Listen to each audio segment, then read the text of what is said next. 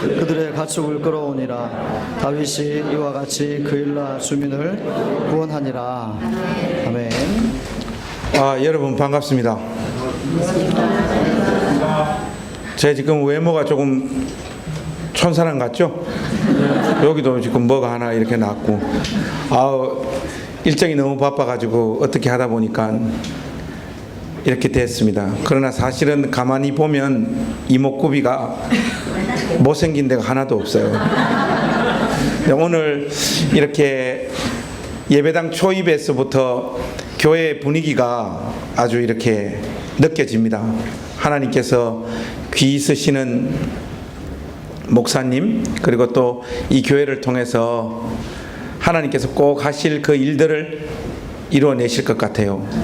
그래서 제가 작년도 책을 출판하고 지금까지 100교회가 넘는 교회에 초청받아서 하나님 말씀을 전하고 있는데, 여러분에게 와서 그런 말씀 드리는 게 아니라 그 중에 우리 교회가 제일 분위기가 좋은 것 같습니다. 근데 가는 교회마다 이 말을 해요, 제가. 오늘 기도하는 집사님, 어느 교회나 이렇게 가면 기도가 거의 형식적이고 이런데, 오늘 기도하다가 제가 은혜를 다 받고 가는 것 같아요. 하나님께서 여기에 이런 귀하고 복된 교회를 이렇게 또 두신 것 같아서 제 마음이 오늘 너무 설레이고, 설교자는 설교하기 전에 촉이 좀 오거든요. 오늘 분명히 오늘 대단한 일들이 벌어질 것 같아요. 믿느뇨? 그래서 제가 오늘 설교를 몇 분 해야 되는지 모르겠는데 시키는 대로 원래 잘 안 해요. 제가 오늘 뭐 그냥 되는 대로 끝까지 해보겠습니다. 그래서 끝날 때 끝나는 걸로 이렇게 하도록 하겠습니다. 오늘 주신 말씀 따라서 또 하나님께서 우리에게 주시는 또 메시지들 우리가 확인하고 정리해 보겠습니다. 여러분들 혹시 그 유명한 영화 감독인 알프레드 히치콕이라고 아세요? 근데 보통은 잘 모르시는데 안다고 하는 분들이 많으시더라고요. 제가 두 번째 질문 한번 들어가 보죠. 여러분들 그러면 알프레드 히치콕의 대표작은 뭡니까? 제가 처음에 제가 느낀 그게 그대로 맞는 것 같아요. 보통은 두 번째 물어보면 다 모르는데 여기는 세 이렇게 나왔어요. 이 알프레드 히치콕은 유명한 영화 감독이죠. 그리고 시나리오 작가이기도 하고 책도 쓰신 분입니다. 이분이 쓴 책 중에 설득의 힘이라고 하는 책이 있습니다. 거기에 보면 유명한 악녀 이야기가 나와요. 우리는 일반적으로 여자보다 남자가 조금 더 폭력적이고 악하다고 생각하지만 결혼해서 살아보면 그게 전혀 아니라는 걸 알게 됩니다. 특별히 한 40 정도 넘어가게 되면 여자가 얼마나 무지막지한가를, 얼마나 폭력적인가를 알게 됩니다. 언어와 행동이 동시에 폭력적으로 바뀌는 거 저 생생하게 느끼고 있거든요. 이거 왜 이렇게 됐겠습니까? 그 책에도 보면 유명한 악녀가 사람을 무자비하게 살해해요. 그것 때문에 행정당국에 붙잡혀가지고 감옥에 수감되어지고 재판 결과를 기다렸는데 사형을 언도받습니다. 그런데 바깥 세상에서 누렸던 부귀영화 포기할 수가 없죠. 그래서 바깥으로 빠져나갈 수 있는 모든 방법들을 강구하기 시작을 합니다. 자기가 가용할 수 있는 인적 네트워크를 총동원해서 알아보니까 감옥 안과 바깥을 자유롭게 왕래할 수 있는 사람이 감옥 안에 한 명 있다는 것을 알게 됐어요. 누군가 하면 감옥 안에 공식적인 장의사. 죄수들이 감옥 안에서 죽게 되었을 때 죄수들을 장례를 치루어주고 그 시체를 바깥으로 옮겨서 땅을 파서 땅을 묻어주는 그 장의사만이 감옥 안과 밖을 자유롭게 출입할 수 있다는 것을 알게 됩니다. 이 악녀는 수단과 방법을 가리지 않고 이 장의사를 만나게 돼요. 나를 바깥 세상으로 빼내주기만 한다면 당신이 원하는 모든 것을 내가 다 해주겠다. 장의사의 마음도 미혹되어졌습니다. 그래서 두 사람만이 알 수 있는 완전 범죄가 모의되어 시작을 해요. 장의사 쪽에서 악녀를 향하여 제시한 방법이 뭔가 하면 죄수가 죽었을 때 조종 소리가 땡땡땡 들리게 되면 아무 생각 없이 무조건 장례식장으로 뛰어내려와 가지고 관뚜껑 열고 시체 위에 그냥 누워라는 거예요. 그리고 관뚜껑 닫고 있어요. 그러면 장례식이 끝나고 난 다음에 관을 바깥으로 이동해 가지고 이번에는 땅을 깊이 파지 않고 얕게 판 다음 얕게 묻어놓고 그 위에 흙도 두껍게 쌓는 것이 아니라 살짝 덮은 다음 그 다음 날 와서 내가 당신을 꺼내주겠다. 이것은 그 누구도 알 수 없는 완벽한 범죄 모의였습니다. 자기 방으로 돌아온 이 악녀는 몇 날 며칠이고 조종소리가 울리기를 기다렸어요. 한 달이 가고 두 달이 가도 조종소리가 울리지 않으니까 초조해지기도 했는데 드디어 어느 날 조종소리가 들린 거예요. 땡, 땡, 땡. 이 조종소리를 듣자마자 악녀의 심장은 쿵쾅거리기 시작하는 거죠. 장의사가 가르쳐줬던 방법 그대로 장례식장으로 뛰내려갑니다.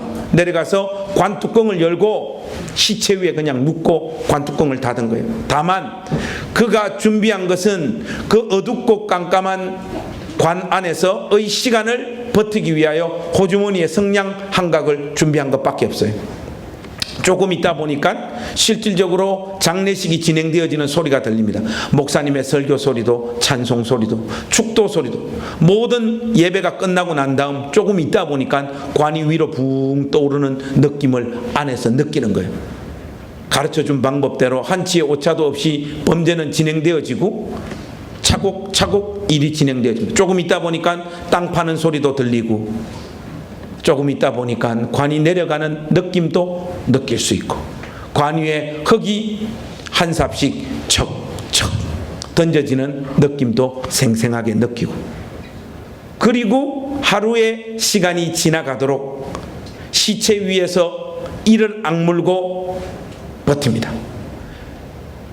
하루가 지나간 것 같은데 장의사가 오지를 않아요. 왜일까? 이런저런 고민 속에 빠져들게 됩니다. 내가 지금 관 속에 들어와 있기 때문에 초조하게 시간이 빨리 간 것으로 계산하고 있는 것이 틀림없다. 침착하게 더 기다려야 되겠다. 악녀는 마음을 먹게 되죠. 그리고 하루 흘러가기를 견딥니다. 아무리 시간을 빨리 간 것으로 계산을 했다고 하더라도 하루 이상의 시간이 지난 것은 틀림없어요. 감각적으로 그 어두움 시간에 시간이 얼마나 지나갔는가를 알 수는 없지만은 사람에게는 배꼽 시계라는 게 있잖아요. 체력이 떨어지는 것을 확실히 느낄 수 있잖아요. 도대체 무슨 일일까? 점점 두려움과 공포가 찾아오면서 문득 관 속에 뛰어들어올 때 준비했던 성냥이 있다는 것을 알게 돼요. 호주머니에서 성냥을 꺼내서 불을 붙입니다. 그리고 관 위도 비추어 보고 자기 얼굴에도 갖다 붙이면서 이것이 꿈이 아니고 생시라는 것을 확인도 하고 여기저기 비추어 보면서 무슨 일이 어떻게 잘못되어졌을까를 고민을 해요. 그러다가 비추어서는 안 되는 자기 밑에 있는 시체가 누군가도 확인하게 됩니다. 거기에 성냥 불빛을 갖다 댔는데 깜짝 놀라요. 거기 장의사가 누워있는 겁니다. 이 이야기가 우리에게 던지는 메시지는 너무 선명합니다. 이제 이 악녀는 자기의 힘을 가지고 바깥 세상으로 나올 수 있는 원천적인 모든 길들이 차단되어져 버렸습니다. 우리가 우리 구주 예수 그리스도 밖에서 살 때 우리의 모습이죠. 우리는 우리의 판단과 우리의 눈치 그것으로 예수님을 우리의 구주라고 믿은 사람들이 아닙니다. 영적으로 죽었던 자들이요 소망이 없는 자들이었습니다. 하나님의 선행하신 은혜가 죽은 우리의 영혼을 깨우시고 살려내셔서 우리의 영혼의 어두운 눈이 밝아져서 예수님이 우리의 구주이심을 보게 된 자들인 줄로 믿습니다.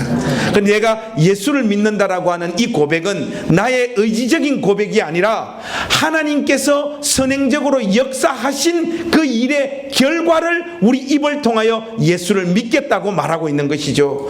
이 놀라운 은혜의 자리에 저와 여러분들은 부름받고 있고 이 자리로 초대된 사람으로서 우리의 남은 인생을 살아야 되는 사람들입니다. 여러분 우리가 하나님 앞에서 어떤 삶의 자세와 믿음의 모양새로 살아야 될까요? 오늘 여러분들하고 같이 읽은 이 본문 말씀이 신자로 부름받은 주님의 몸된 교회가 어떠한 신앙을 추구하며 어떠한 신앙의 자세로 하나님을 섬겨야 될지 우리에게 생생하게 보여주고 있는 본문입니다. 여러분, 오늘 이 본문 말씀 1절부터 5절까지 읽었지만은 분명히 한글이지만은 여러분들은 무슨 말인가를 모릅니다. 여러분들은 무시하는 게 아니라 이 말씀은 앞뒤 배경적인 지식이 없으면 정확하게 내용을 이해하기가 쉽지 않아요. 단순하게 기도하자 그런 내용이 아닙니다. 여러분, 오늘 이 말씀을 우리가 이해하기 위해서는 지금 다윗이 자기의 신하들과 위치에 있는 곳, 장소를 알아야 돼요. 여러분, 지금 다윗이 와 있는 곳이 어딘가 하면 헤렛 숲을가요. 제가 분명히 헤렛 숲을가 이렇게 말을 했는데 여러분들은 그런 장소가 성경에 있는가? 지금 다들 그런 표정이잖아요. 여러분, 우리 양심을 걸고 한번 확인해 보십시다. 나는 헤렛 숲을가라고 하는 글자를 성경 읽으면서 확인해 본 사람 손 한번 들어보세요. 나는 한 번도 본 적이 없는 것 같다. 손 한번 들어보세요. 이렇게 하면 너무 노골적이니까 헤렛 숲을가라고 하는 단어가 성경책에 나올까요? 안 나올까요? 나온다. 손 한번 나온다. 안 나온다. 여러분들은 보통 성경 안 읽으시는 분들은 여러분, 헤렛 숲을가는 성경책에 나와 있어요. 우리가 꼼꼼하게 읽지 않아서 그래요. 지금 다윗이 헤렛 숲을가에 와 있습니다. 헤렛 숲을가. 여러분, 이 헤렛 숲을가는 이스라엘 지도로 치면 어딘가 하면 요단강 서쪽 바로 왼쪽에 있어요. 근데 여러분, 이런 설명이 여러분들에게는 도움이 전혀 안 됩니다. 왜냐하면 요단강 서쪽이 어딘지 어떻게 알아요? 이스라엘 지리에 대한 어떤 그림들이 여러분들에게 별로 그려져 있지 않고 요단강 서쪽이라고 한 것이 무엇을 의미하는가 생생하게 다가오지 않죠. 그림 언어로 이해하기 위해서는 우리 한국 지도에 비유해서 설명하는 것이 제일 도움이 될 것 같습니다. 요단강 서쪽 헤렛 숲을가를 우리 한국 지도로 치면 어딘가 하면요, 여러분, 포항에 가면 호미곶 있죠. 대한민국 지도에 이 꼬리, 요 호미곶. 그리고 저의 본적지인 대한민국에서 해가 제일 먼저 뜨는 곳 어디죠? 이거 물어보면 그 동네 사람만 알더라고요. 그 자기들만 우리가 전국에서 해가 제일 먼저 뜬다 이러고 딴 데는 아무도 몰라요. 여러분, 혹시 간절곶이라고 들어보셨습니까? 간절곶? 이렇게 말하면 꼭 안다 그러고. 그래서 어쨌든 호미곶과 간절곶, 여러분 공통점이 뭡니까? 곶이라고 이야기하는 분들은 IQ 90 이하예요. 여러분, 곶이 아니고 지정학적인 위치로 보면 대한민국 가장 오른쪽 가장자리잖아요. 가장 오른쪽 가장자리. 헤렛 숲을가가 바로 거기에 위치해 있습니다. 근데 다윗이 지금 왜 이 헤렛 숲을가에 와 있는가? 이유가 있단 말이죠. 이스라엘 그 땅은요, 우리 한반도의 강원도 땅보다 더 작습니다. 전체 지도의 크기가. 지금 현재 어떤 상황인가 하면 나라의 공식적인 왕은 사울이잖아요. 사울이 군사들 2,000명 3,000명 풀어가지고 다윗 잡아오라고 한 상황이에요.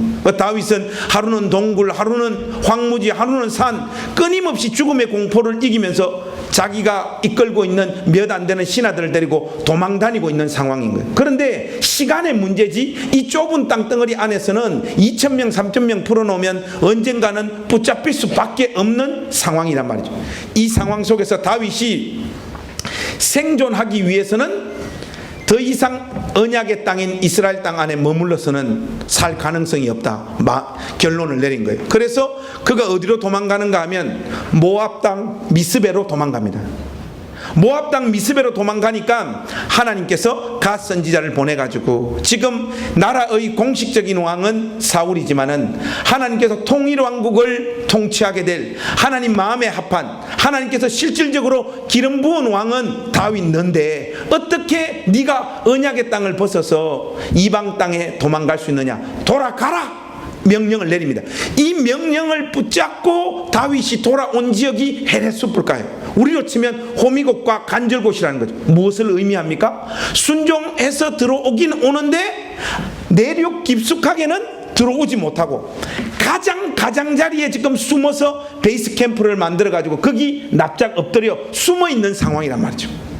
요 상황을 여러분 가슴속에 담으시고 오늘 본문 말씀을 우리가 파헤치러 들어가야 됩니다. 여러분들 1절 말씀 한번 봅시다. 이제 이 상황 속에서 어떤 일이 벌어지느냐, 1절 말씀 한번 같이 읽겠습니다. 시작. 사람들이 전하여 이르되 보소서 블레셋 사람이 그일라를 쳐서 그 타작마당을 탈취하더이다 하니, 지금 어떤 일이 벌어지는가 하면 그일라라고 하는 그 땅에 블레셋 민족이 침투해 들어와요. 여러분, 나라의 공식적인 왕은 누구죠? 사울이죠. 그러면 그일라라고 하는 땅에 블레셋 민족이 침투해 들어왔으면 사울이 나라의 공식적인 병력들을 파견해 가지고 그일라 주민들을 보호하고 지켜야 되는 겁니다. 다윗은 뭐 하고 있으면 됩니까? 이 상황에 납작 엎드려 있으면 되죠. 자기 일도 아니고 자기가 오지랖을 뻗칠 일이 아니란 말이죠. 그런데 여러분, 이 다윗이 하는 꼴을 한번 보세요. 여러분들 2절 말씀 한번 같이 읽겠습니다. 시작. 이에 다윗이 여호와께 묻자와 이르되 내가 가서 이 블레셋 사람들을 치리리이까? 여호와께서 다윗에게 이르시되 가서 블레셋 사람들을 치고 그일라를 구원하라 하시니. 저는 2절 말씀을 읽을 때 다윗도 조금 이상한 사람이고, 또 다윗 보고 그일라 땅으로 가라고 하는 하나님도 저는 2절 말씀을 보면 어떤 걸 느끼는가 하면, 하나님은 누구시냐? 우리가 다양하게 정의할 수 있겠지만은 우리 잘 되는 꼴 죽어도 못 보는 분, 이게 하나님 같아. 어떻게 지금 헤레스 불가에 숨을 죽이고 납작 엎드려 있는 다윗을 향해 가지고 그일라 주민들을 구원하라고 가라고 하냐고. 꼭 이런 것만 기도 응답을 해요. 근데 이게 상식에서 벗어난 행동입니다. 상식에서 지금 다윗이 하고 있는 것이 상식에서 완전 벗어나요. 당연히 기도했고 하나님은 가라고 명령을 하니까 자기 참모들에게 와서 내가 기도 응답 받았다, 우리 그일라로 가서 그일라 주민들을 우리 구원하러 가자, 이야기를 할 수밖에 없죠. 이야기를 하고 나니까 여러분들 3절 한번 보세요. 여기 보면 3절은 제가 한번 읽을게요.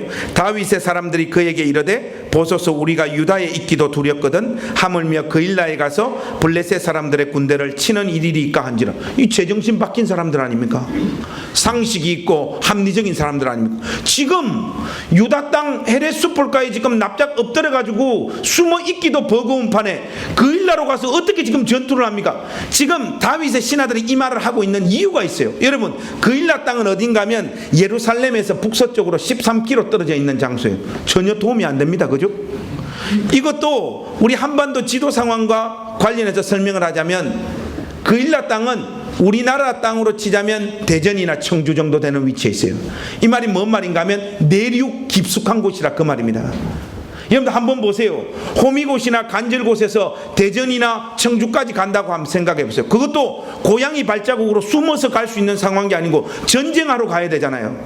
다윗의 참모들이 여기 지금 숨어 있기도 버거운데 거기 지금 전쟁하러 어떻게 갑니까? 라고 이야기하는 구체적인 내용은 뭘 포함하고 있는가 하면, 앞으로 하나님께서 우리에게 승리를 주신 데에서 블레셋 민족들과 싸워서 그일라 주민들을 구원한다고 할지라도 우리가 거기 도착하는 즉시 사울의 포위망에 바로 걸려들 수밖에 없다. 쉽게 말해서 앞으로는 블레셋 민족과 싸우고 뒤로는 사울이 공격해 오는 그 군사들에게 또 도망가야 되는 그 상황 속에 지금 양쪽에 그냥 딱 끼어버리는 이 상황인데 어떻게 그 길을 갈 수 있습니까?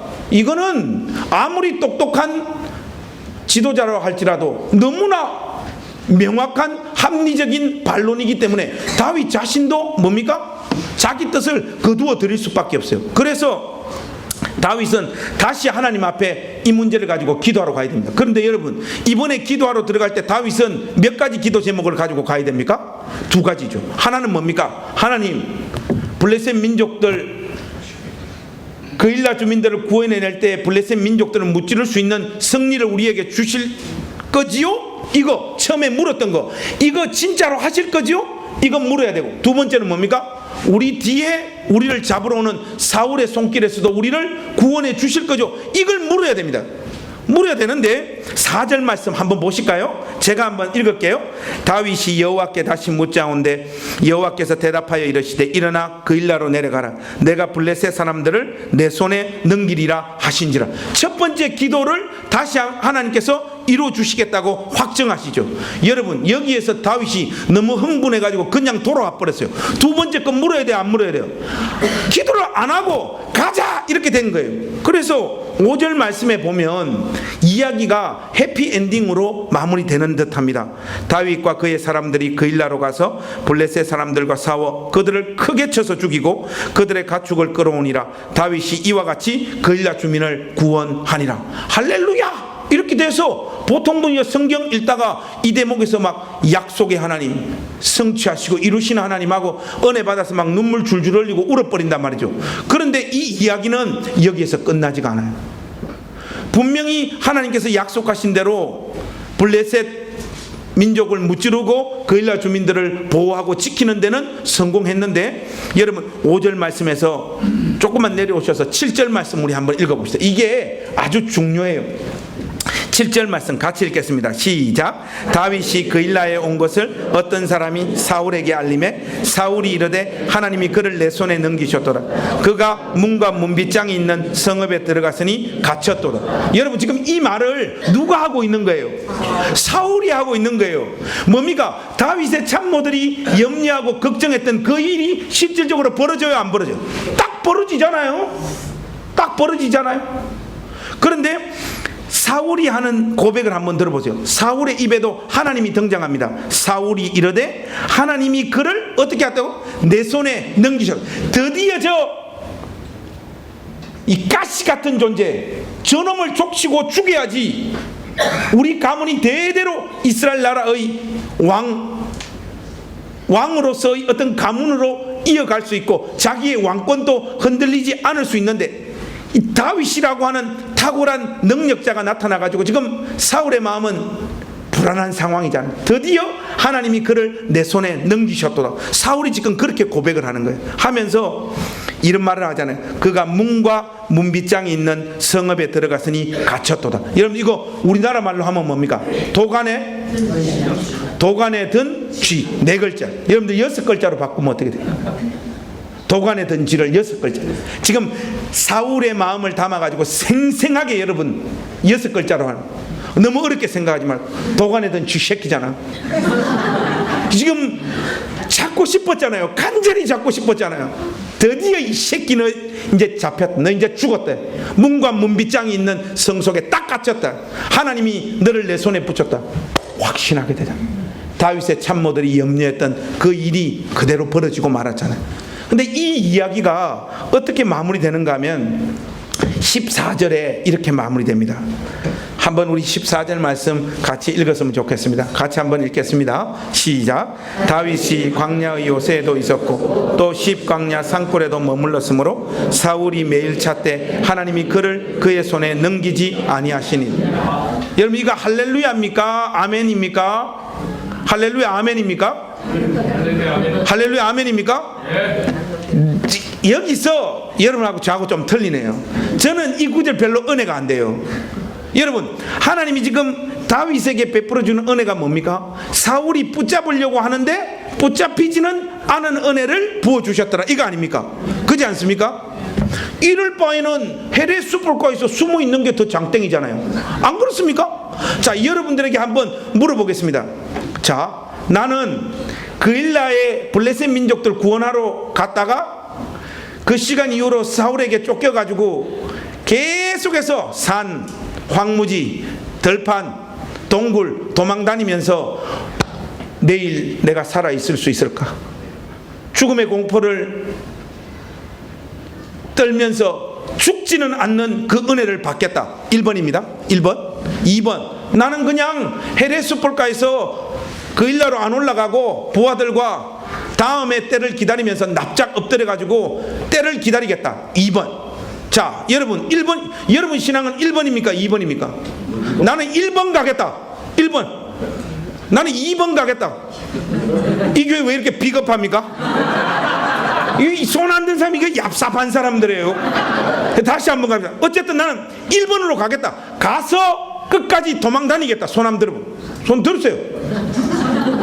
왜 안 들어요? 손 드세요. 나는 가서 죽지는 않고 사는 이 은혜를 경험하며 살겠다. 나는 그러면 헤레스불가에서 납작 엎드려 있겠다. 이건 뭐 주로 얍삽하고 비겁한 사람들. 헤레 가서 도망 다니면서 죽지는 않는 은혜를 받겠다. 이분들 병원 가봐야 돼요. 이 믿음 좋은 사람들이 아닌 거예요. 이거 뭘 그거 합니까? 당연히 솔직한 우리 마음은 어디입니까? 헤레스불가에 엎드려 가지고 다음 때를 기다리는 거죠.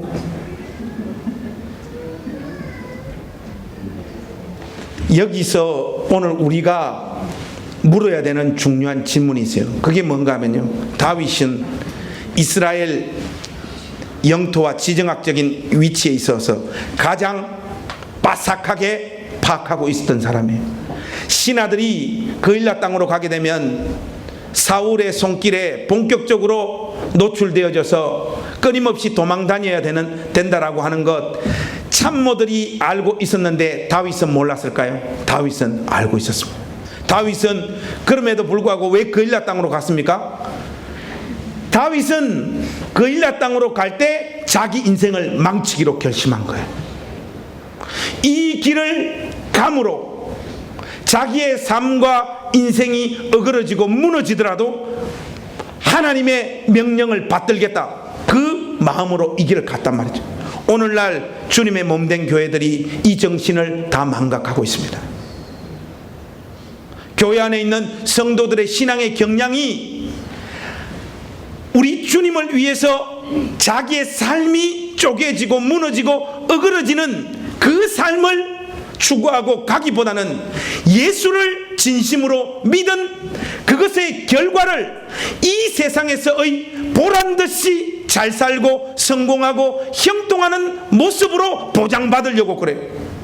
하나님 앞에 나도 영광을 올려드리겠다라고 하는 그 삶의 중심 안에는 뭐가 자리 잡고 있는가 하면, 한번 나도 태어난 인생 멋지게 살다가 한번 죽고 싶다는 마음이 깔려 있어요. 그래서 헌금하고 봉사하고 충성하고 목사님 섬기고 하면 하나님께서 복 주겠다라고 하는 그 메시지에 마음을 다 빼앗겨 버린 거예요. 중산층이 되고 싶고, 중산층들은 신앙의 이름으로, 예수의 이름으로 더 보란듯이 잘 사는 삶을 추구해가지고 그 위에서 하나님 앞에 영광을 돌리겠다라고 하는 세속적인 정신에 마음이 다 빼앗겨버린 거예요. 여러분, TV 보면 우리를 제일 열받게 하는 사람이 누굽니까? 연말 시상식 하면 크리스찬들 꼭 TV 나와가지고 이 상을 주신 하나님 앞에 감사를 드려요. 그래요. 그러면 막 우리 집사람 같은 경우는 어머 저 어떻게 저렇게 믿음이 좋고 얼마나 저렇게 귀한지 모르겠다. 저는 성질이 더러워서 그런지 몰라도 하나도 은혜가 안 돼요. 왜 은혜가 안 되느냐? 그 사람의 신앙 고백이 잘못됐다는 거 아니에요. 그거 얼마나 귀한 겁니까? 그런데 내 삶의 꼴을 보니까 나는 저렇게 할 만한 내용이 없잖아요. 그렇지 않습니까? 오늘 여기에 멀쩡히 앉아 계신 분들 주일이라서 화장하고 좋은 옷 입고 와서 그렇지 평상시 여러분들 외모는 이 정도는 아니잖아요. 여러분들의 삶의 어떤 내용을 끄집어 들어서 하나님 내 삶에 이걸 가지고 영광 받으십시오 할 사람 누구 있습니까? 얼마 전에 보니까 K리그 MVP를 땄던 김신욱 선수, 보통 하나님이라고 하는 단어는 이미 믿지 않는 사람들 사이에서도 일반적으로 받아들여지고 있는 단어라서 거부감이 없는데, 김신욱이는 MVP 타고 나서 하는 말이, 저는 예수님께 속한 사람입니다. 모든 영광을 예수님께 드립니다. 이렇게 고백을 하더라고. 하니까 막 다 은혜 받는데 저는 막 신경질만 올라오는 거예요. 왜요? 내 삶에는 그렇게 할 만한 내용이 아무것도 없잖아요. 여러분 삶에는 그러한 것이 있습니까? 이런 식으로 신앙이 부추겨지다 보면 교회 다니는 사람들 마음 가운데 뭐만 남습니까? 열등감만 남아요. 내 삶은 왜 저렇게 안 되냐는 거예요. 여러분, 저는 제일 미운 사람이 누군가 하면 조지 뮬러예요. 5만 번 기도 응답받은 조지 뮬러. 나는 5번도 안 돼. 간절히 하나님 앞에 메어 달린 것마다 다 응답 안 하잖아요. 안 그렇습니까? 기도할 때마다 여러분들 척척 여러분들 기도 들어줍니까? 안 들어줘. 왜 안 들어줍니까? 저의 죄악된 본성에서 이것이 저의 영혼의 복이 될 건가 저주가 될 건가도 알지도 못하면서 간절하게 하나님 앞에 쏟고 있는 그 기도를, 저를 사랑하시는 하나님께서 그 기도를 들어주시겠습니까? 안 들어주는 게 더 은혜죠. 오늘날 우리 조국교회 믿음의 권속들이 추구하고 있는 신앙의 방향은 다윗이 지금 추구하고 있는 것과 너무나 달라지기 시작을 했어요. 주님을 위해서 내 삶과 인생이 어그러지고 무너지는 길로 내가 가겠다. 초계와 같이 나의 이름이 꺾여지고 사라지더라도 그 길을 통하여 하나님의 뜻이 받들어진다면 내가 그 길을 가겠다. 이런 신앙의 정신들이 주님의 몸된 교회 가운데서 다 잊어버린 거예요. 봉사 열심히 하는 이유 어디 있습니까? 여자들은 권사가 되고 싶은 거 아닙니까? 남자들은 왜 죽기 살기로 헌금을 하고 봉사하고 충성하고 특별히 목사님하고 친하게 지냅니까? 장로 특회가 이겨보겠다는 거 아니에요. 제가 다 압니다. 막판에는 헌금으로 결정되니까 목돈 준비하고 있잖아요. 이 전부 다 뭡니까? 신앙을 통해서 자기를 증명해 보고 싶은 거예요. 자기를 증명. 오늘날 목회자들은 어떻습니까? 단기간에 빠르게 교회를 성장시키는 목사가 되고 싶은 거예요. 그걸 통해서 젊은 놈이 제법 목회를 잘하더라, 설교를 잘하더라, 이 이야기를 듣고 싶은 거예요.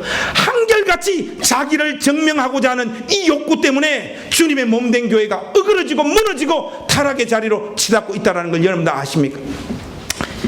7, 80년대 하나님께서 우리 한국교회를 놀랍도록 축복해 주셨죠. 그때는 그냥 실력이 있고 없고 간에 그냥 예배당만 차리면 부흥할 때예요. 물밀듯이 하나님께서 신자들을 양산시키시고 회심과 중생의 역사들을 하나님께서 막 부으셨어요.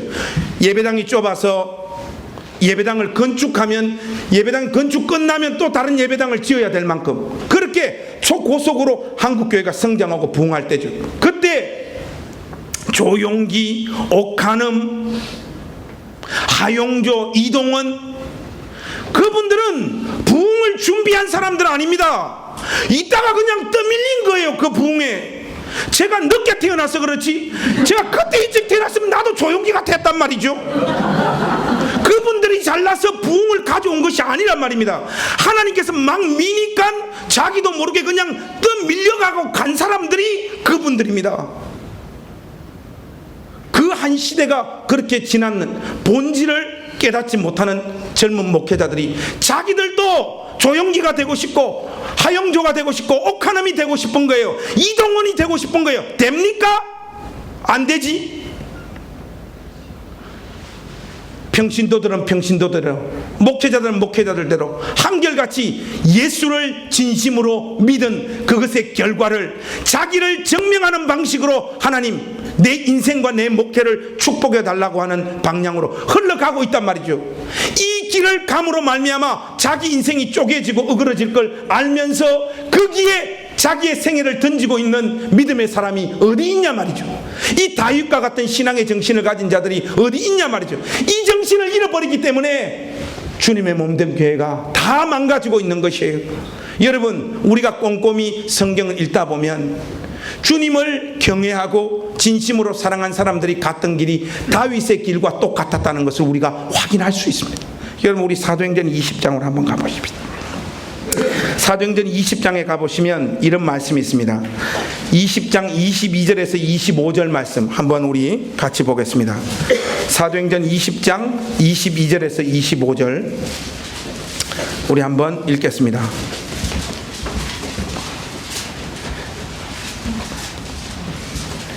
제가 먼저 22절 읽을 테니 여러분들 23절 읽으면서 우리 교독하겠습니다. 22절, 보라 이제 나는 성령에 매여 예루살렘으로 가는데 거기서 무슨 일을 당할는지 알지 못하노라.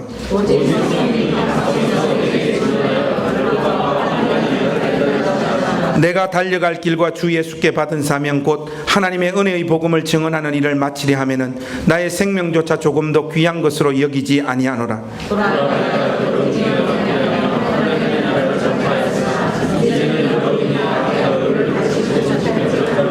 여러분 이 말씀 한번 보세요. 여러분 어디 가서 예언기도 받아보셨어요? 권사님들 좋아하시잖아요. 복채 내면 기도해 주시는 분들이 있잖아요. 근데 여러분 예언기도 해주면 나쁜 기도 해주는 사람 봤습니까? 다 좋은 말 해주잖아요. 그렇지 않습니까? 그런데 오늘 사도 바울에게는 누가 직접 자기의 미래가 어떻게 될 건가를 알려주고 계신가 하면 성령 하나님께서 알려주세요. 여러분 23절 한번 보시면 지금 이제 예루살렘으로 올라갈 사도 바울에게 이렇게 알려주십니다. 오직 성령이 각 성에서 내게 증언하여 결박과 환난이 나를 기다린다 하시나. 여러분 여러분들에게 성령님께서 이러한 음성을 들려주시면 여러분 당연히 어떤 판단을 내리겠습니까? 아 지금은 가서는 안 된다는 걸 알려주시는구나. 감사합니다. 안 가겠습니다. 우리가 뭐 별 사람입니까? 당연히 우리는 그런 결론을 내리고 말죠. 그런데 여러분 사도 바울이 24절에 고백하고 있는 거 한번 보세요. 같이 한번 읽으십시다. 내가 달려갈 길과 주 예수께 받은 사명 곧 하나님의 은혜의 복음을 증언하는 일을 마치려 하면은 나의 생명조차 조금도 귀한 것으로 여기지 아니하노라. 환난과 결박이 나를 기다리고 있다라는 거 나 아는데 가겠다는 거예요. 우리 주 예수 그리스도의 복음을 증거하다가 죽는 일이 있더라도 나는 그 길을 가겠다. 여러분 다윗이 거리나로 갔던 그 정신 아닙니까? 이 선택을 했을 때 내 삶이 어그러지고 무너지고 결박당하고 핍박당하고 자칫 잘못하면 죽을 수도 있다라는 것을 명백하게 하나님께서 가르쳐주고 계신데도 불구하고 하나님의 뜻을 이루기 위해서라면 내 인생을 쪼개겠다. 여러분 이것이 하나님 경외하고 사랑했던 사람들이 가지고 있었던 믿음의 중심이란 말입니다. 어디에 예수를 믿어서 우리를 증명할 수 있는 힘과 수단과 방법을 달라고 매어달리고 기도한 하나님의 종들이 있습니까? 우리가 오늘날의 하나의 신앙의 경향으로 가지고 있는 것과 전부 다 거꾸로 가고 있는 것을 생생하게 볼 수 있어요. 저는 사도행전 읽으면서 개인적으로 제일 은혜가 되는 장면이 사도행전 5장에 보시면 5장 40절 41절 말씀이에요. 자 여기에 보시면 이런 말씀이 있습니다. 사도행전 5장 40절과 41절 한번 같이 읽을까요? 시작. 그들이 옳게 여겨 사도들을 불러들여 채찍질하며 예수의 이름으로 말하는 것을 금하고 놓으니 사도들은 그 이름을 위하여 능욕받는 일에 합당한 자로 여기심을 기뻐하면서 공회 앞을 떠나니. 여러분 지금 이거 어떤 상황입니까? 복음 전하다가 공회에 붙잡혔어요. 채찍질로 엄청나게 두들겨 맞습니다. 그런데 엄청 두들겨 맞고 집으로 돌아가면서 사도들이 고백하고 있는 내용이 뭔가 하면 사도들은 그 이름을 위하여 우리 주 예수 그리스도죠. 우리 주 예수 그리스도의 이름을 위하여 능욕받는 일에 합당한 자로 여기심을 기뻐하면서 공회 앞을 떠나니라. 나 같은 인생도 우리 주님의 복음을 증거하다가 두들겨 맞을 수 있는 이 은혜를 누리고 있다. 여러분 한결같이 이런 식의 신앙의 모습들을 사도들과 믿음의 사람들은 우리에게 보여주고 있습니다.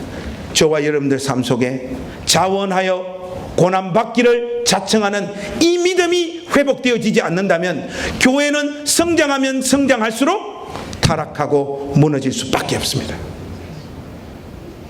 사랑하는 우리 교회 권속 여러분, 오늘 이 주일날 오후에 여러분들 심령 안에 이 귀한 도전들이 깊이 새겨질 수 있기를 우리 주님의 이름으로 축복합니다. 성경 강해를 이 정도 선에서 이제 말씀드리고 저의 목회 사역과 삶을 여러분들과 좀 나누고 싶습니다. 저는 태어나서 방 두 칸에 살아본 지가 결혼해서 처음 살아봤어요. 저희 아버님은 한평생 알코올 중독, 노름 중독으로 사셨어요. 뭐 저희 때 아버님들은 그렇게 사는 분들이 제법 많으셨어요. 그런데 우리 아버님은 그런 사람들 중에서도 강타자. 바깥에서 술 드시고 노름하시는 거 괜찮은데 저녁 7시만 되면 동네 아저씨들 7명 8명 데리고 그 단칸방에 노름하러 오시죠. 1년 365일 중에 국정 공휴일 빼고 매일매일 오셨어요. 다들 개근하시는 대단한 분들이십니다.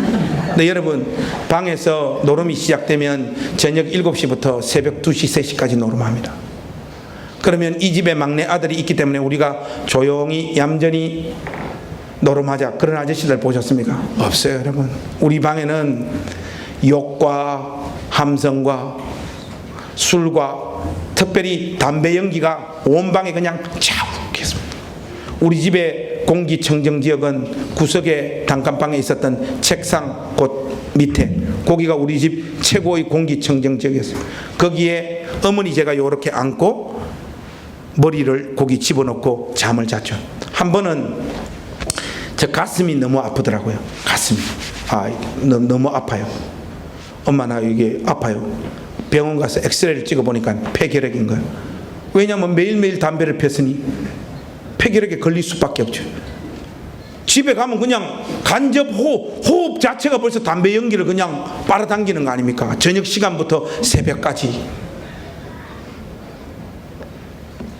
여러분들 혹시 이 마음을 여러분들이 아실지 모르겠는데, 아버지가 그렇게 노름하는 순간에도 오늘 밤 우리 아버지 돈 땄으면 좋겠는 그 자식 마음 여러분들 좀 이해하세요? 주님, 좋은 패를 주셔야 됩니다. 진짜 그 마음이 듭니다. 왜냐하면 아버지가 돈 잃고 하면 항상 어머니 깨워요. 새벽 2시, 3시 아저씨들 다 가고 살림 잘 사니 못 사니 잔소리 시작하다가 어머니 두들겨 패기 시작하죠. 어머니 때리다 보면 가슴팍 발로 차고 이제 얼굴로 올라가서 얼굴 두들겨 패다가 그 다음은 감정이 상승되어지면 도구가 등장하잖아요. 우리 아버지, 우리 어머니 때릴 때 사용했던 주도구는 숟가락하고 포크였어요. 포크로 어머니 머리 찍어가지고 어머니 머리에서 피가 철철 흘러내리던 밤을 잊을 수가 없습니다. 그걸 지켜보고 있는 저는 무차별적으로 상처받고 공포에 질려버리는 애가 돼버린 거죠. 한 번은 우리 아버지가 어머니 두들겨 패는데, 아버지, 엄마 그만 패라고 손을 딱 잡았어요. 제가 아버지가 자존심이 상했던지 딱 멈추시더라고요. 그 어머니 이렇게 안고 그 공기청정지역인 책상 밑에 머리를 집어넣고, 엄마, 나 내버리고 도망가면 안 돼. 우리 어머니가 저를 42살에 놓으셨거든요. 제가 막내고 다른 사람들, 형제들 다 출가한 상황이고, 엄마, 내가 커서 꼭 엄마 잘못일 테니까 나 버리고 도망가면 안 돼. 우리 어머니, 내 니 때문에 도망을 못 간다고. 너만 아니면 9만리 2천만리 도망가고 싶은데 엄마 도망 안 갈 테니까 걱정하지 마라. 매일매일 밤을 그렇게 지새웠죠. 그 어머니 안고 어머니 진정시키고 이렇게 잠에 들었어. 부엌에서 뭐 이상한 소리가 들려요. 썩썩썩썩 소리가 들려. 좀 있다 보니까 우리 아버지 칼 들고 저 찔러 죽이러 들어오고, 싸움, 엄마 팰 때 자존심 상하게 막내가 말겠다는 거예요. 저 잘 때 팬티만 입고 주로 자는데 우리 집 그 뒷쪽문이 하나 있었는데 그 쪽문으로 한겨울날 팬티 입고 도망 나갔죠. 갈 데가 없어가지고 우리 고향교회 교육관 그 장의자 거기 한겨울에 벌벌벌벌 떨면서 거기 누워 있었던 날들 잊을 수가 없습니다. 사는 게 너무 고통스러우니까 우리 누님들을 찾아갔더랬어요. 경상도 말로 누나는 누구야 이렇게 하잖아요. 누구야, 나 아버지 밑에서 못 살겠어. 도저히 못 살겠다고 이야기하니까, 왜 경상도 여자들은 친절하지 않습니까? 말하는 것도 엄청 포악스럽고요. 그 제가 강원도 여자 만나서 결혼했어요. 우리 집 사람 얼굴도 못생겼는데 오직 표준말 쓴다는 거, 그거 하나로 강원도 여자 만났어요. 아, 경상도 말 듣기도 싫어요. 저도 경상도 말 하고 있지만은 우리 누나가 하는 말이, 니는 천국에서 살고 있다는 거예요. 이 뭔 또 무슨 개똥단지 같은 소리. 너는 어쨌든 아버지가 공부는 시켜주잖아. 아버지 젊었을 때는 더 했다는 거예요. 우리 누님들 3명이 있는데 학력이 전부 다 초졸이에요. 아버지가 초등학교 졸업하자마자 노릇미천 마련하도록 하나는 포항, 하나는 대구, 하나는 부산으로 식모살이 다 보내버렸어요. 우리 누나가 그날 저 붙잡고 울면서 하는 이야기가 그래요. 너 일요일날 아침에 주인집 밥 다 차려주고 설거지 다 하고 아파트 베란다 나와가지고 엄마 보고 싶어가지고 울산 쪽으로 향해가 이렇게 보면 달이 이렇게 툭 떠오르는데 그 달에 엄마 얼굴도 같이 떠오르는 건 니 아나? 그 초등학교 갓 졸업한 여자애가 그 달 보고 서럽게 울던 그 날들 누나 잊을 수가 없다는 거야. 너 어렵더라도 참아야 된다. 네 겪는 거 우리 누나들이 아버지 밑에서 당했던 그 상과 비교하면 아무것도 아니다. 우리 형님 인생은 어떻게 됐을까요? 사회적인 분위기가 보수적이니까 여자들은 그렇게 눌려가지고 그렇게 살 수밖에 없지만은 남자들은 반항하게 되잖아요. 우리 형님은 가출을 했죠. 가출을 해서 울산이 배출한 유명한 조직폭력배가 됐습니다. 지금 그 간절곶에 살고 계신데 울산 진해해수욕장 우리 아이들이 초등학교 2학년 3학년 때 휴가를 항상 형님 있는 곳에 가거든요. 해수욕장이 있기 때문에. 갔다 올라올 때마다 우리 아이들이 저보고 하는 질문이 있어요. 아빠, 왜 큰아빠 배에는 그림이 그려져 있어요? 여기 보면 용문신, 갈비뼈 부러져가지고 툭 튀어나온 거, 칼에 찔린 거, 담배로 지진 흔적, 양팔에도 온통 문신과 칼자국에 담배로 지진 거. 저는 우리 형님을 욕할 수가 없어요. 우리 아버지 같은 사람 밑에서 소년이 선택할 수 있는 방법이 뭐가 있겠습니까? 가출 이외에 다른 방법이 없죠. 여러분, 저의 인생은 어떻겠습니까? 저도 똑같죠. 여러분, 대도 조세영 아세요? 왜 조세영이 대한민국이 배출한 넘버원 도둑놈이 됐는가 하면 중간에 제가 예수를 믿어서 그래요. 제가 예수 안 믿었으면 조세영은 1등을 못합니다. 제가 초등학교 6학년 때 지금도 그 슈퍼마켓 이름이 생생하게 기억납니다. 울산중앙시장의 진흥 슈퍼마켓. 여러분, 초등학교 6학년이 한 번 들어가가지고 초콜릿 훔치면 몇 개씩 훔칩니까? 보통 뭐 하나 둘 이렇게 훔쳤는데 저는 초등학교 6학년 때 한 방에 300개 훔쳐가지고 나왔어요. 그때만 해도 감사하게도 시시카메라가 없었어요. 근데 그 300개 털고 나오다가 붙잡혔죠. 붙잡혀가지고 경찰 아저씨 오시고 학교 담임 선생님 오시고 우리 집에서는 부모님이 와야 되는데 어머니 시장에 가서 장사해야 되고 아버지 노름에 집중하셔야 되고 우리 집은 우리 집 대표로 형님이 왔어요. 초범이고 나이가 어려가지고 훈방 조치가 됐더랬죠. 우리 형님이 집에서 교육 잘하라고 하니까 저를 끌고 그 울산 우정동 우물가로 저를 질질 끌고 갔어요. 가더만 옷 다 벗어 옷을 딱 벗고 우물가에서 물을 길르더만 저에게 한 바가지 탁 붙는 거예요. 아까 사도행전 5장에 나와 있는 그 채찍질 있잖아요. 저는 그 느낌이 어떤 건지 압니다. 우리 형님이 준비한 게 뭔가 하니까 전깃줄을 준비한 거예요. 전깃줄로 한 3시간 동안 두들겨 맞았어요. 얼마나 형님이 두들겨 패는지 정신이 아득합니다. 3시간 동안 두들겨 패고 난 다음에 우리 형님이 했던 말 그대로 리얼하게 한번 해보겠습니다. 이 쌍놈색 내일부터 교회 나가 이러더라고요. 지도 교회 안 다니면서 저보고 교회를 나가는 거예요. 제가 누군가 하면 전 세계 최초로 예수 안 믿는 사람에게 전도 받아가 교회 나간 사람. 막내 동생 하나 보니까 자기 걸어갔던 거와 똑같이 걸어가거든요. 그 꼴을 형님이 보지를 못하는 거예요. 너 내일부터 교회 안 나가면 죽여버리겠다는 거예요. 헌금은 내가 주겠다. 어디서 주워 들었는지. 그것 때문에 제가 교회를 나가기 시작해가지고 오늘 여러분들에게 설교하러 오는 지금까지 교회 한 번 안 빠지고 지금 교회를 다니고 있다는 거 아닙니까? 하나님 일하시는 게 묘하지요? 어떤 분들이 하나님 은혜다. 하나님 은혜가 아니고 공포와 두려움으로 교회를 나갔습니다. 안 나가면 죽으니까. 그때 교회를 선택해야 되는데 오른쪽에는 대한예수교 장로회 합동측 그 대형교회가 있었고 왼쪽에는 저 고향교회는 울산 침례교회. 근데 여러분 제가 침례교회가 뭐고 합동측 교회가 뭔지 제가 어떻게 알아요? 고민이 되니까 어떻게 합니까? 침을 뱉어서 때렸죠. 침을 뱉어서 때리니까 어느 교회로 가기? 침례교회. 그렇게 해서 발을 내디딘 곳이 울산 침례교회랍니다. 그 교회를 가니까 목사님께서 그러세요. 예수 잘 믿고 열심히 주님 섬기면 하나님께서 복 주신다는 거예요. 제가 그 말 그대로 믿고 예배란 예배, 봉사는 봉사는 얼마나 얼마나 열심히 했는지 몰라요. 저보다 신앙생활 더 열심히 한 사람 우리 고향교회 없습니다. 그건 다 압니다. 그거는 정말로 다 압니다. 죽기 살기로 열심히 했어요. 목사님보다 예배체가 더 많이 들었어요. 새벽기도 다 했지. 목사님 교회학교 예배는 안 나오잖아요. 저는 교회학교 예배 뒤에 앉아 있다가 계속 나오니까 어쩔 수 없어서 선생시켜준 사람이에요. 제가 모든 예배는 다 드리고 목사님 시키는 거 다 했습니다. 모든 봉사 다 했어요. 하나님께서 복을 안 주세요. 이건 뭐지? 목사님이 나한테 거짓말했을 리는 없을 텐데 왜 내 삶은 목사님이 시키고 성경에 말하는 대로 하는데도 이 모양 이 꼴일까? 우리 집은 늘 똑같았고요. 받은 바 은혜는 있어가지고 그 신앙적인 고민을 안고 신학대학에 가겠다고, 목사가 되겠다고 하나님 앞에 서원을 했더랬죠. 그렇게 해서 신학교를 갔습니다. 여러분, 저 삶의 궤적을 뒤돌아보면 이제 하나님께서 한방 나타나 줘야 될 타이밍 됐습니까? 안 됐습니까? 되긴 뭘 돼, 이씨.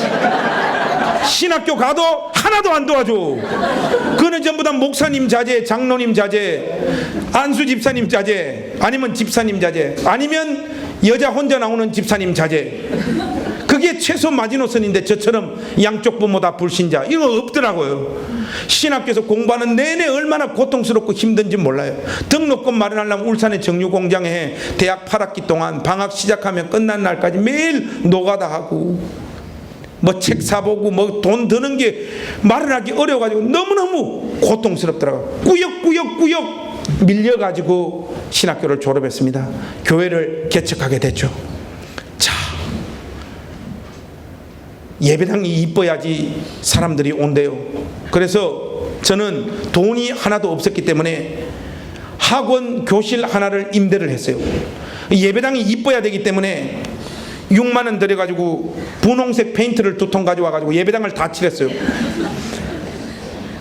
강단은 우리 교회 강단은 이거보다 훨씬 더 컸어요.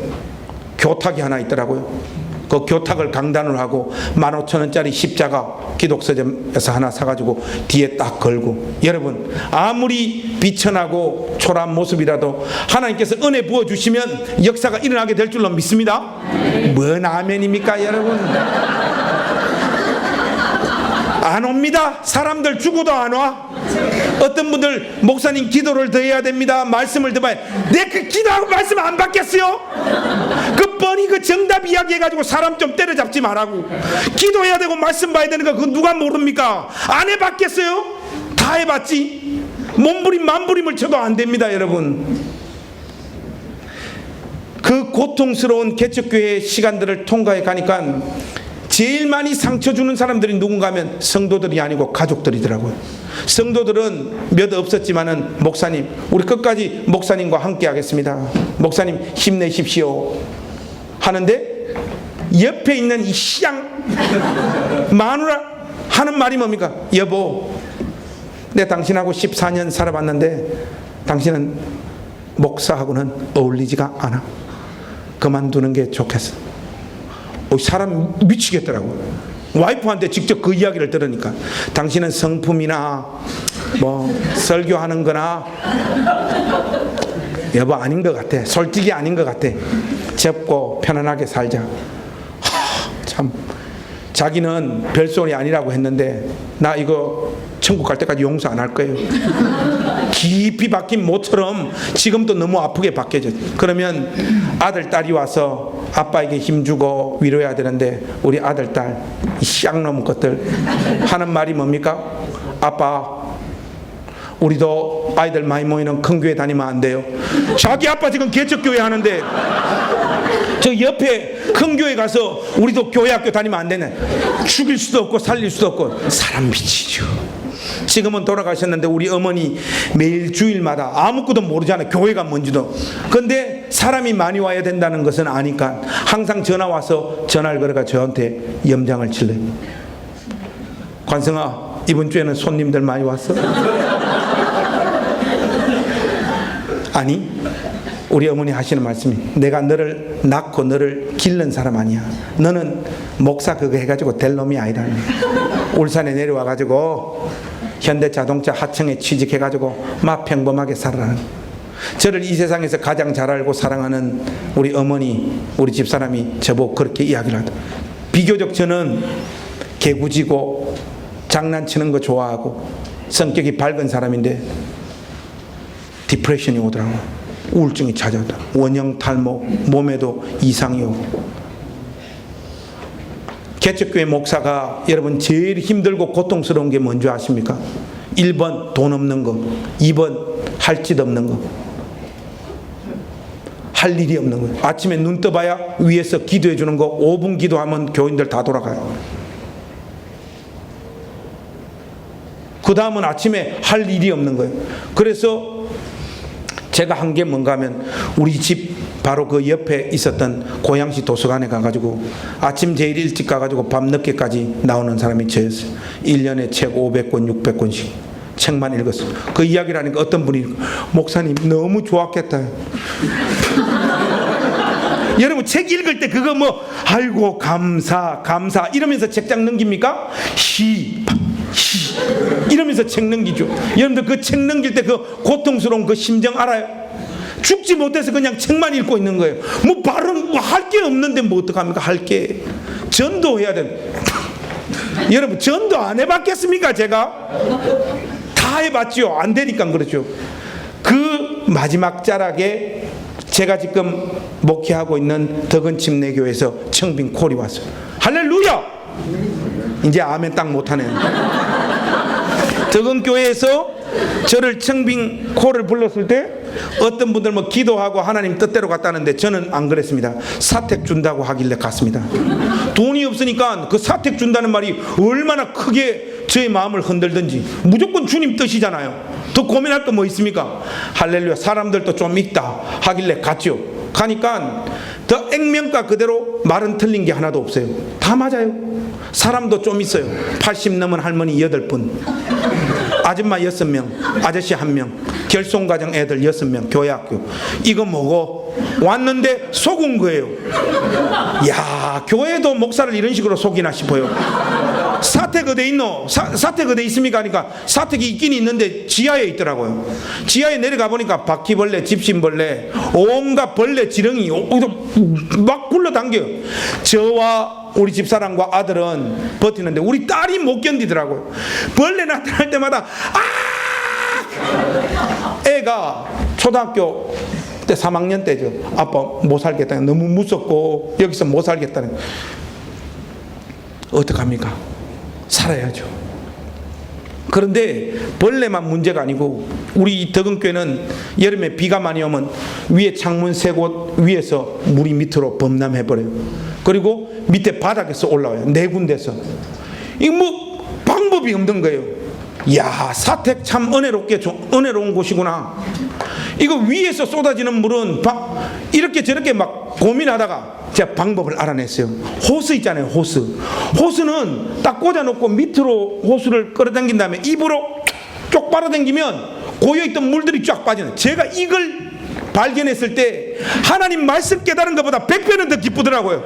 살았다. 비만 오면 호스 꼽아가 쪽쪽 빨아당겨가지고 딱 욕조로 연결하면 안전이 돼요. 그런데 여러분 바닥에서 올라오는 물은 방법이 없잖아요. 쓰레받기로 계속 보내야 됩니다. 1초도 쉬면 안 돼요. 하나님은 비를 언제 내리십니까? 낮에는 꼭 내리지도 않아요. 새벽 2시에 내리잖아요. 새벽 2시에 내리면 사모 일어납니까? 안 일어나. 딸 안 일어나. 아들은 뭡니까? 주 패면 일어나잖아요. 빨리 일어나 해가지고 쓰레받기 가지고 계속 보냅니다. 폭우가 보통 멈추는 시간은 4시 55분. 새벽기도 가야 되잖아요. 얄미운 분 하나님.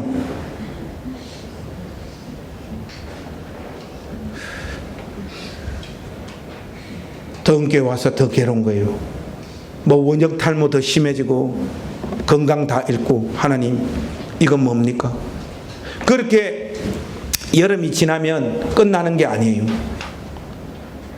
12월까지 덕은교회 사택에 온통 곰팡이로 그냥 다 도배가 돼버려요. 여름 지나면 입을 옷 다 엉망진창 돼버려요. 우리 집사람이 씩씩한 여잔데 한 번은 그래요. 저보고 여보 도저히 못 살겠어요. 여기서 도저히 못 살겠다. 못 사는 건 누가 모릅니까? 입 다물고 그냥 가만히 있으라. 내가 더 괴로우니까. 그런데 더 힘든 게 뭔가 하면 화장실이 없어요. 여러분, 오줌 마려울 때 오줌을 바로 살 수 있는 은혜가 얼마나 큰 건 줄 압니까? 여러분, 그거 안 경험해 봐서 잘 모르시죠? 샤워하고 있는데 오줌이 마려워요. 그럼 우리는 다 닦고 옷 입고 바깥으로 나가야 돼요. 1층 바깥으로 나가서 공용 화장실까지 가야 된단 말이죠. 너무 그게 힘드니까 한 번은 욕실에 몇 번 사버렸어요. 목사라도 뭐 오줌 마려운데 어떡합니까? 근데 여자는 왜 그렇게 코가 예민해요? 여봐! 여기 오줌 싸지 말았는데 왜 오줌 싸냐고. 어떻게 참냐 말이죠. 참을 수가 없는데. 근데 저와 저희 집사람과 아들은 자기 전에 미리 일을 보고 준비를 하면 괜찮은데 우리 딸이 힘들어요. 한겨울에 밤 11시에 한 번은 잠이 이렇게 맛있게 딱 들려고 하는데 아빠 화장실 가자 이러는 거예요. 왜 여자들은 화장실 갈 때 지 혼자 못 가고 꼭 누굴 데리고 갑니까? 얘가 무서우니까 아빠 화장실 가자는. 그 추워 죽겠는데 그 옷 입고 가는 거 그 믿음 안만 좋아도 짜증이 납니다. 방법을 알아냈어요. 여러분, 요강 아시죠? 우리 어렸을 때 요강 썼잖아요. 우리 집도 요강을 쓰자. 그런데 가장이기 때문에 요강은 내가 버리는데 규칙을 정해주겠다. 노똥 온니 오줌. 요강도 뭐 좋은 거 할 필요가 없잖아요. 우리 아들 책상 밑에 있는 쓰레기통 그거 딱 갖다 놓고 오줌 쌀 때도 규칙을 딱 정해. 이게 병이면 끝까지 사지 마라. 왜냐하면 계단에 올라갈 때 덜컹 하니까 오줌이 줄줄 손에 흘러내리더라. 고통스럽다 하니까 한 칸 밑에까지 살아. 여기까지 좀 출렁거려도 안 새도록. 근데 여러분, 인간의 죄성이라는 것이 얼마나 악한가 하면 그 바깥에 한 번 나가기 싫어가지고 항상 요강 버릴 때 끝까지 차 있어요. 누가 그 짓을 합니까? 사모가 그 짓을 하고 있는 거예요. 어떡합니까? 어제도 제가 안동에서 설교하고 와가지고 새벽 1시에 요강을 버렸는데 가다가 한번 엎어가지고 발에 오줌 다.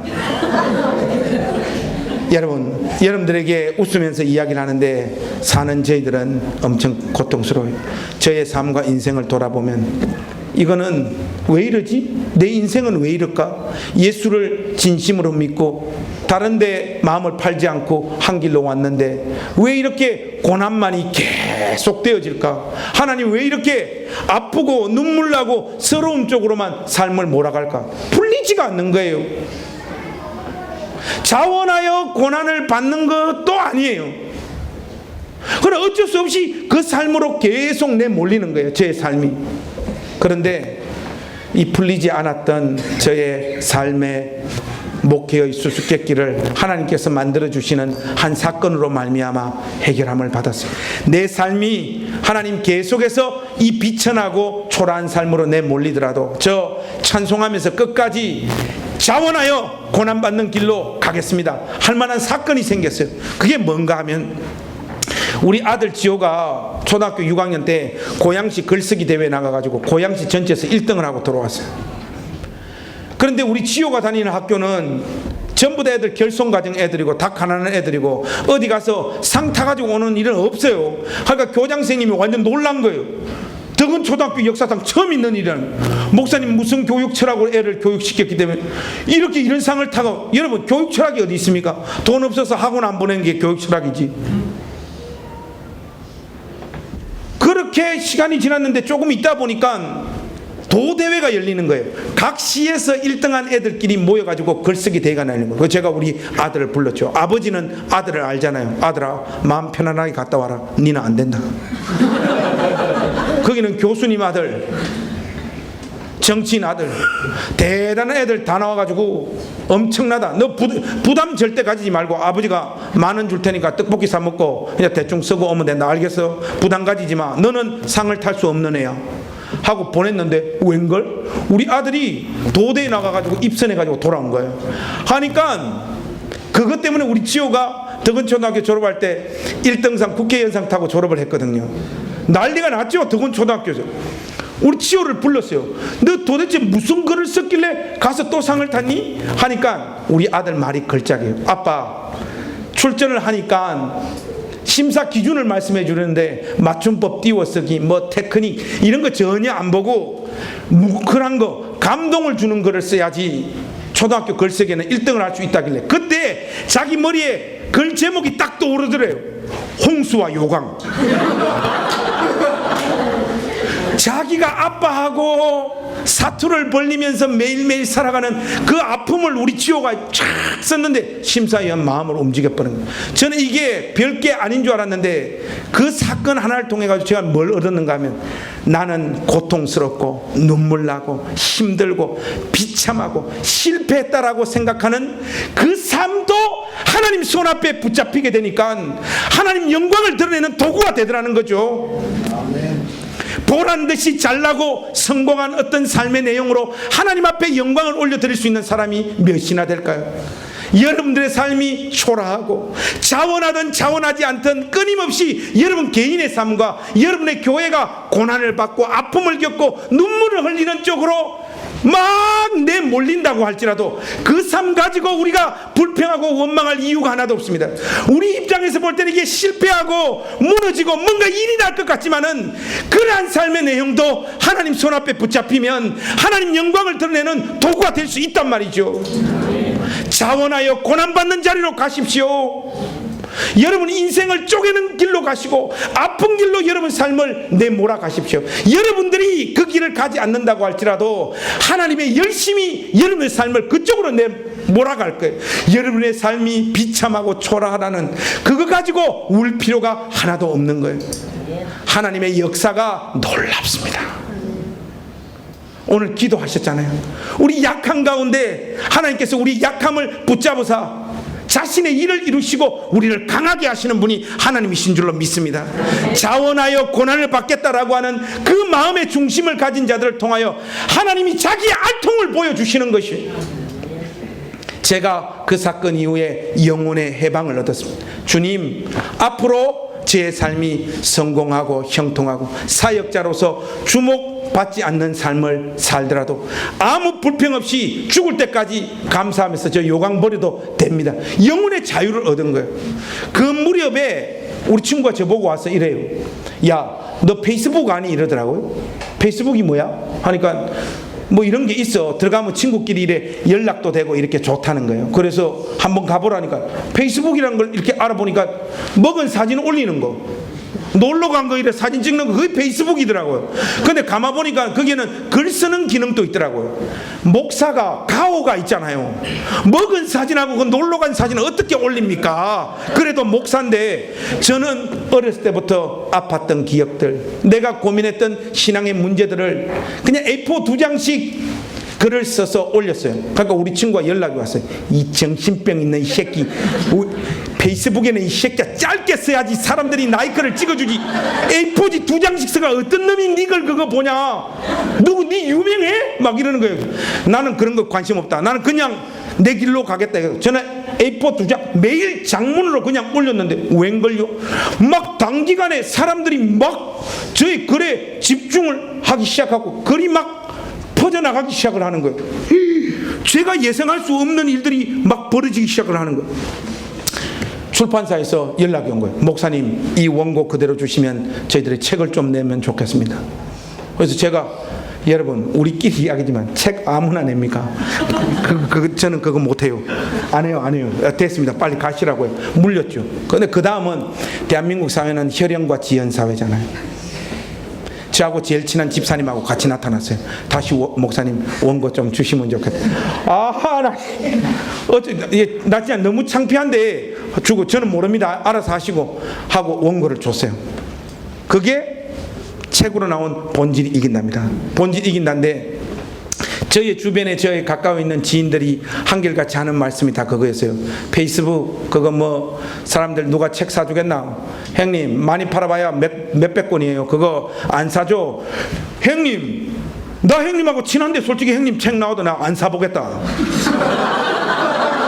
그런데 그거 아무것도 모르는 사람이 그 누가 형님 글을 사봅니까? 말도 안 되는 게. 너무 기대는 하지 말고 그냥 한 몇백 권 팔린다고 생각을 하십시오. 그래서 초판 2,000권 요즘은 기독 출판 시장이 완전 다운이 돼가지고 2,000권 이상 팔리는 책이 없어요. 100쪽 나오면 한 권, 두 권이 2,000권 넘어가면. 그런데 모든 사람의 예상이 다 깨져 버렸어요. 저 책은 이틀 만에 3세를 찍었어요. 어제 아래자 조선일보 기사를 보니까 대한민국의 10,000명 저자가 사라진다는 거예요. 일반 서적이든 기독 서적이든 토탈 합쳐서 재작년에 10,000권 이상 책을 판 저자가 277명, 올해는 세월호 여파로 97명이에요. 그런데 이것이 기독 서적으로 치면 10,000권 넘은 저자가 1명, 2명밖에 없는, 그 수만 권 나오는. 여러분, 제가 작년 이맘때 책을 냈는데 저 책 본질 이긴다가 지금 10,000권을 넘었어요.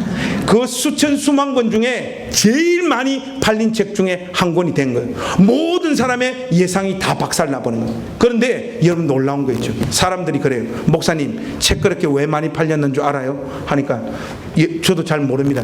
사실 좀 아는데 겸손해야 되니까 잘 모릅니다 하니까 기가 막힌다. 목사님, 요강 버리기 때문에, 불쌍하기 때문에 책 사주는 거예요. 목사님이 큰 교회에 있으면 그 책 절대로 팔릴 만한 책이 아닙니다, 그거. 근데 그 말이 딱 맞아요, 여러분. 딱 맞아요. 저의 삶이 사역적으로 성공해가 엄청 주목받고 있는 사람이었다면 그런 책이 팔릴 리가 없는 거예요. 사람들 마음에 진심이 통하는 거예요. 이 사람 말하는 거 뻥 아니구나, 진짜구나. 여러분, 우리가 생각할 때는, 제가 생각할 때는 요강버리는 이 고통스러운 삶 얼마나 비참하고 초라합니까? 매일매일 벌레와 싸워야 되고 곰팡이하고 싸워야 되고. 오늘 여러분들에게 오면서 옷 깨끗한 거 입고 왔죠. 6,000원 주고 드라이 하고 온 거 아닙니까? 그러한 삶 속에 내몰리는 것이 하나님 손에 붙잡히니까 모든 사람의 예상을 다 뒤집어 엎는 결과들이 나타나더라는 거죠. 사람들이 그렇게 물어요. 목사님, 아침마다 3년 동안 어떻게 꼬박꼬박 그런 글들을 써 올리십니까? 비결이 뭡니까? 묻는데 생각을 해보니까 저의 글쓰기의 비결은 우리 아버지에게 있더라고요. 무슨 말인가 하면요, 우리 아버지와 같은 사람 밑에서 자란 사람들은, 전문적인 말로 역기능 가정에서 자란 사람들은요, 급속도로 애들이 눈치가 발달합니다. 다른 사람 눈치를 보게 돼요. 이게 아주 부정적으로 흘러가면 우리 형님처럼 됩니다. 그런데요, 저 가운데 있는 이 눈치는요, 하나님 손앞에 놓여지다 보니까 사람들의 감정과 마음을 읽어내서 사람들을 위로하는 메시지를 전달하는 설교자와 글 쓰는 사람으로 하나님께서 쓰시더라는 거죠. 이 상처고 아픔인데 비참한 내용이잖아요. 고통스러운 현실이잖아요. 그것이 하나님 손에 놓여지다 보니까 하나님 영광을 드러내는 도구가 되더라는 거죠. 여러분, 우리의 생각을 뛰어넘어 일하시는 분이 하나님이십니다. 여러분들이 이 우리 교회를 추구하고 성경적인 교회로 세워가려고 할 때 여러분들 고통스러울 거예요. 공격을 받을 겁니다. 바른 교회를 세우는 이 일에 있어가지고는 여러분들이 아픔을 겪을 수밖에 없어요. 손가락질 당하고 욕먹고 좀 이상한데 아이가, 뭐 불만 많은 교회 아이가, 뭐 별 이야기를 다 받더라도 여러분 초지일관 그 길을 가십시오. 그 길을 뚜벅뚜벅 걸어가십시오. 여러분들이 흘리는 그 고통과 눈물, 아픔, 서러움, 하나님께서 그걸 붙잡으셔서 여러분들이 예상하지 못하는 위대한 일들을 하나님께서 이루십니다. 우리 쪽에 아무것도 아닌 삶의 내용을 하나님께서 붙잡으셔야지 우리가 하나님 앞에 자랑할 수 없는 거죠. 우리가 서울대 나오고 돈 잘 벌고 보란듯이 잘 나가는 사람들이 이 예배당을 구성하고 있으면 저게 부흥될 수밖에 없고, 뭐 제법 괜찮은 교회를 세울 수밖에 없는 생내적인 자질을 가지고 있다는 것, 그것밖에 더 되겠습니까? 그러나 여러분, 우리 서로를 한번 이 시간 쳐다보십시다. 다 촌 사람들 아니에요. 별 볼 일 없는, 비실비실대는, 문벌을 보라, 가문을 보라, 인물을 보라, 아무것도 없는 우리 교회, 덕응교회.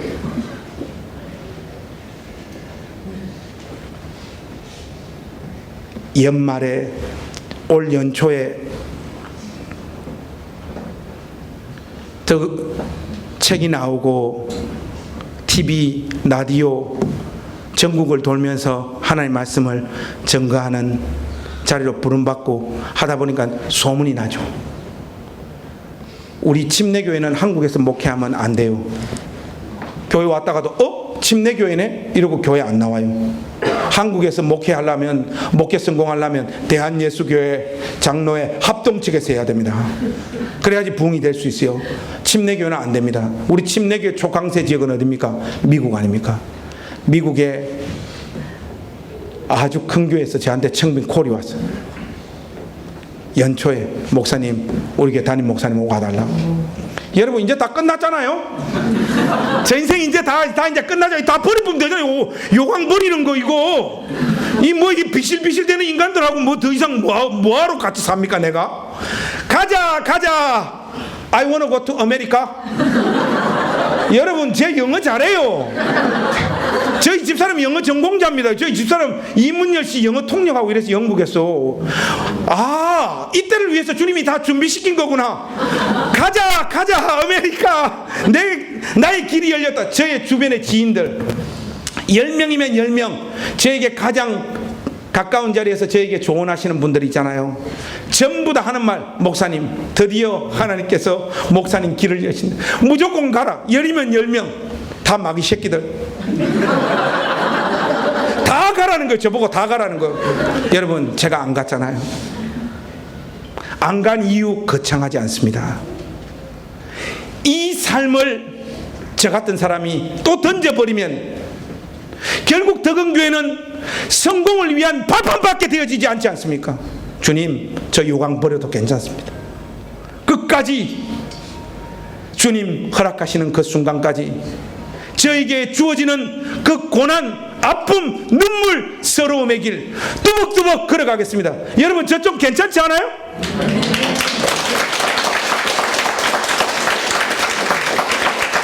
사랑하는 우리 교회 권성 여러분 괜찮습니다. 여러분들의 초라함, 아픔, 눈물, 답답함, 막막함, 인생에 관한 것, 교회에 관한 것 괜찮습니다. 자원함으로 우리 주님을 위해서 고난받는 자리로 가십시오. 하나님께서 그 삶을 붙잡으사 자신이 얼마나 위대한 하나님인가를 증명하실 거예요. 이 놀라운 일에 여러분들이 하나님 앞에 놀라운 도구로 쓰임받을 수 있기를 우리 구주 예수 그리스도의 이름으로 축복합니다. 기도하겠습니다. 하나님, 우리 삶을 뒤돌아볼 때 부끄럽고 초라한 것밖에 없습니다. 잘해보려고 이렇게 저렇게 몸부림치는데도 부족하고 비천한 삶의 내용으로 하루하루를 버틸 수밖에 없습니다. 이것 때문에 자책도 하고 눈물도 흘리고 서러워서 괴로워하던 수많은 날들 우리 가운데 있습니다. 하나님 오늘 우리에게 분명히 말씀해 주시니 감사합니다. 그러한 삶도 내가 역사할 수 있는 조건이 된다는 것. 하나님 우리 오늘 이 말씀 우리 심령에 새기며 자원함으로 고난받는 자리로 뚜벅뚜벅 걸어가게 하여 주옵소서. 우리가 증명되는 길을 포기케 하시고 하나님 일하시는 그 일에 도구가 되게 하여 주시옵소서.